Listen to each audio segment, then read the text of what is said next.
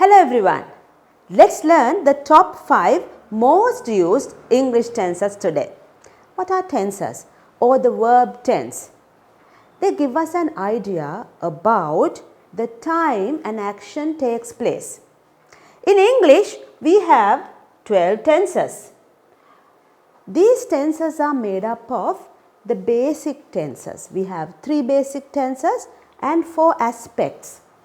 Simple, continuous, perfect and perfect continuous. The basic tenses are present, past and future. When these 4 aspects are combined with the basic tenses, you get 12 tenses. Now the basic tenses, they give us a rough idea about the time our action takes place. When it is present tense, we talk about today. When it is past tense, we talk about yesterday. When it is the future tense, we talk about tomorrow. When we talk about the 4 aspects, they provide us further information about the time and the duration of your action. So therefore, when the tenses are made up of these 4 aspects and the basic tenses, you can communicate a lot of information about the timing or the location of your action in the timeline. Let's see how. In this table, you will see the basic tenses there, present, past and future, and you have the 4 aspects here, simple, continuous, perfect and the perfect continuous. The first tense is simple present tense in combination with simple aspect and the basic tense present, simple present tense. And then you have present continuous tense, present perfect tense, present perfect continuous tense. Likewise, you have simple past, past continuous, past perfect continuous, simple future, future continuous, future perfect and the future perfect continuous tenses. Now, what do we really learn when we talk about tenses? What do we have to focus on? Of course, we have to focus on the verb. Let's take a look at a sentence and understand this. He works really hard. He worked really hard. He will work really hard. So when you talk about tenses, it is verb tense. Focusing on the verb. Works, worked, will work. When you look at the verb, you will know that this sentence is written in this particular tense. He works really hard to impress his boss. Let's see, that is how he usually works. So this is in simple present tense. Second one, he worked really hard yesterday.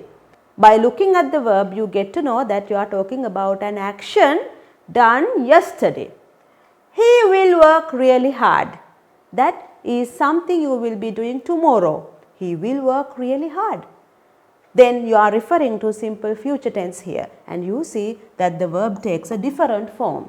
As you can see, according to the tense, the verb changes. There you need to understand something very important. That is, basically an action verb has 5 different forms. I will show you. When you talk about the action verb work, work is the base form. That is the original form of the verb.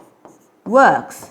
This is the singular form of the verb in the same tense, present. In the present tense, you get 2 forms. One is work and the works. We use work for the plural subjects, works for singular subjects. And then again you have the verb worked. We use this to indicate simple past tense and for both singular and plural subjects. These are the 3 verb forms which are used as main verbs independently. Then you have 2 more forms. One is working and the other one is again worked. These things we consider as incomplete verb forms. You cannot keep them in sentences alone. They cannot stand alone in sentences. They are very weak. Working is the present participle form of the verb. Worked is the past participle form of the verb. So now you know that we have different phases to one verb. and we will be using them in our sentences to indicate a particular tense. And sometimes two or more verbs are combined to create one verb tense. For example, the simple future tense. He will work really hard. So with that background knowledge, today we are going to identify the 5 most used English tenses. Let's see what are they. The first one is simple present tense. This is very important for you to talk about the present time. Simple past and simple future. Also, you need to be very thorough with these two. Present continuous tense and the present perfect tense. Let's talk about each item separately. Simple present tense. As the word itself suggests you, it is very simple. Examples. I am a teacher. He always works at night. Dogs bark. Let's understand what these sentences try to tell you. I am a teacher. To tell you about my present self, my present state of being. I am a teacher. Second one, he always works at night. The verb is works. In this case, I am trying to talk about things I usually do, things he usually does. Number 3, dogs bark. These are general truths about the dogs. Dogs bark. Now here your verb is bark. Dogs is a plural subject, therefore you have used the plural verb. Now let's see where you mark these actions in the timeline. This is the point something happens right now, and before that you get the past time, and next to it you get the future. Now when you talk about simple present tense, your actions can be placed along the timeline. It may happen at this point, or here, or here, or maybe here. Why is that? Here we are talking about actions that we usually do. It is done irrespective of the time factor. Maybe we have been doing it during the past, we are doing it now, and we will be doing it in the future as well. Simple past tense. This is the tense we used to talk about actions we performed in the past time. Yesterday, the day before yesterday, last month. Let's see with some examples. Yesterday was a very hot day. Yesterday, we are referring to yesterday. Yesterday was a very hot day. Your verb is was. This is a be verb. We have 2 be verbs in the simple past tense, was and were. Was for singular subjects. Yesterday was a very hot day. I visited my parents last month. Now this is an action verb. I visited my parents last month. Visited is the verb in the past tense form. I visited my parents last month. Now you can see that there are a few clue words, last month and yesterday. Now let's see where we can place these actions in our timeline. As usual, we have the point of speaking right now, and we have past tense over here. So we are referring to finished activities at a specific point of time in the past. Now we are using certain verbs to indicate simple past tense, that is to. If you take the verb visit, this is the base form, and you will be taking its past tense, simple past tense form visited in order to indicate this tense. Simple future tense. This tense is used to talk about the future time, about tomorrow. I will meet him tomorrow. Will you be there? In this example, you will see that we have used 2 different verbs to talk about the future time. Will meet. So the complete verb in this sentence is made up of 2 verbs, will and meet. Meet is the base form of the action verb meet. Will comes to help us. We will meet him tomorrow. Will you be there? A question. You take will as the question word this time, and it is a yes/no question. Will you be there? Number 2. She'll be a good dancer one day. Will be. We consider this as a be verb. Will be along with the modal verb will. So here we are talking about our future state of being. In the first example, we are talking about an action. So, everything that we are talking about here takes place at this point of time in the future. So, now you can mark the actions somewhere over here. Now, we are going to talk about the present continuous tense. We use this tense in order to talk about the actions we are doing at the time of speaking right now. What am I doing right now? I am speaking to you. Mother is cleaning the kitchen. At this moment, I can see that my mother is cleaning the kitchen. How about the children? The children are enjoying the food. Now, these actions are taking place right now. So, what is the verb in the first sentence? Mother is cleaning the kitchen. Again, you have two verbs. Is cleaning. Number 2, the children are enjoying the food. Again, you have two verbs. Are enjoying. Let's see how these verbs come together. Is a be verb.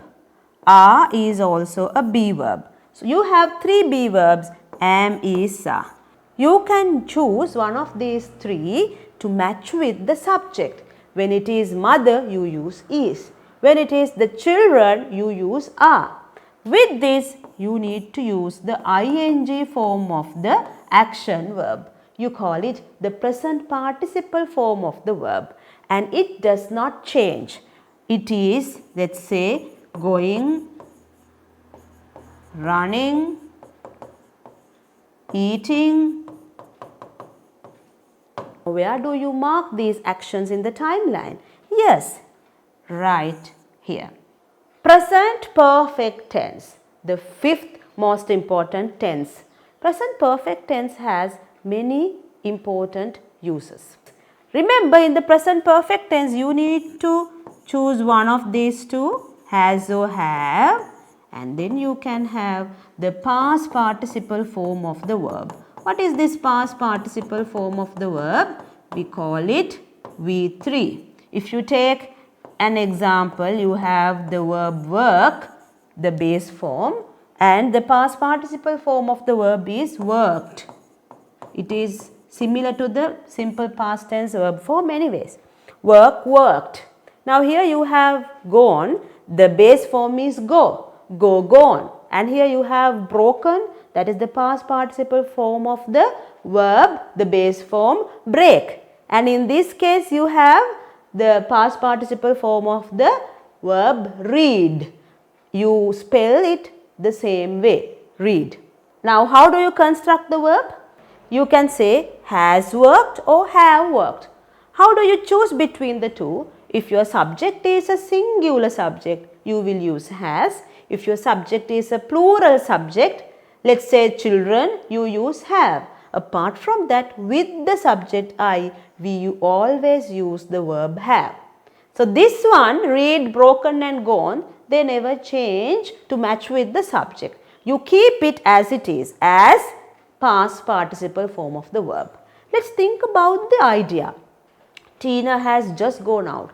Now let's think about this situation. Now I visit Tina today, and when I reach her home, I do not find her. Her mother is there and she says, "Oh, I am sorry, Tina has just gone out," which says that Tina has left just now, just before I arrived. So we are talking about recent actions, and we can indicate in the timeline over here. Just now, this is the point of speaking. Just before that, the action has taken place. Tina has just gone out. How about the second example? The lift has broken down. Let's use the stairs. Now, the lift has broken down yesterday, but today you have its results and you are unable to use it, and then you will have to use the stairs. So, in this case, the present situation is influenced by an action which has taken place previously. So, you are experiencing its results today. That is why you need to take the stairs. In the third example, you are talking about your previous experiences. I have read this book before, and you have a book in front of you. Your father is asking you to read it, and you can tell him, oh, I have read it before. In this case, you see, we are using the same verb, but you pronounce it differently. Read. If it is simple present plural verb form, you pronounce it read. But in this case, I have read this book before. So finally, you have learnt the 5 most important tenses in English language. Present simple, I read books every day, things you do all the time. Simple past tense, there you are talking about actions which have already finished. I read a book yesterday, simple past tense verb. Future tense, I will read books tomorrow. What are your plans for tomorrow? I will read books tomorrow, simple future. Present continuous tense, things I am doing right now. See, I am reading a book right now. Your verb is am reading. Present perfect tense, talking about your previous experiences or the actions which have happened very recently. I have read this book before. Your verb is have read. Okay, hope you enjoyed the lesson. Please subscribe to the channel and press the like button before you leave.